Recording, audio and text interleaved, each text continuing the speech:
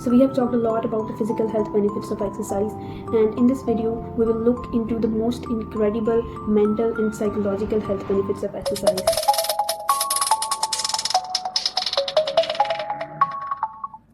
Yes, it's not only the subclinical depression that gets benefited from physical activity or exercise. Clinical depression gets equally benefited from physical activity.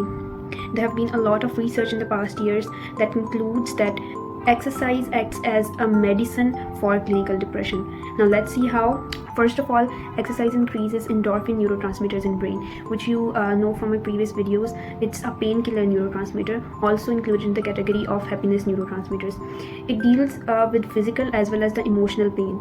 So this is one of the ways by which exercise reduces the symptoms of depression, by reducing stress and boosting the painkiller neurotransmitter. The second and the more important way by which exercise helps in depression is by the process called neuroplasticity. Neuroplasticity is the process by which the brain has the capacity to mold the neurons, to learn new things, and to adapt into the new and different environments. So exercise increases neuroplasticity just like other antidepressants. For example, SSRIs that are considered to be the first line drugs that we prescribe in the patients of depression, anxiety, and many other psychological disorders, which explains how exercise acts as a medicine in clinical depression. Third, exercise decreases inflammation in the whole body as well as in the brain, which explains how it helps in the recovery from mental health diseases and disorders. And finally, it has some psychological benefits. It provides psychological distraction from the negative thinking and provides the good usage of time. Exercise has a tremendous benefit of fighting addictions by preventing, helping in the treatment and in the rehab periods of addiction. It must be surprising to know that people who do gym regularly are less likely to become addicts. The experiments were conducted on the rat brain, and this phenomenon was seen in the rat brains, but the same phenomenon is now being seen in the human brains by different experiments. So how does this happen?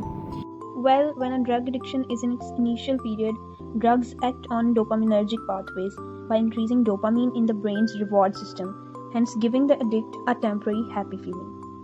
That explains why the addicts like to take the drugs again and again, just to get that temporary feeling.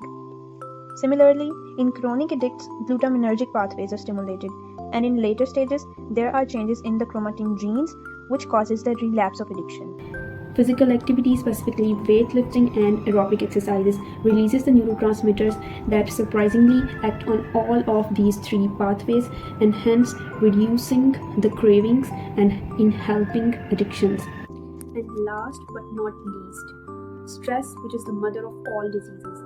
Exercise helps in reducing stress by balancing cortisol and adrenaline neurotransmitters that are mainly responsible for stress.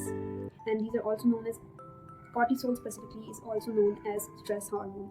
It's very important in chronic stress, and exercise, not only exercise but also the physical activity balances this stress hormone, which prevents the chronic stress, and it reduces many of the psychological and mental health diseases indirectly. So I hope you found this video useful. Thanks for watching.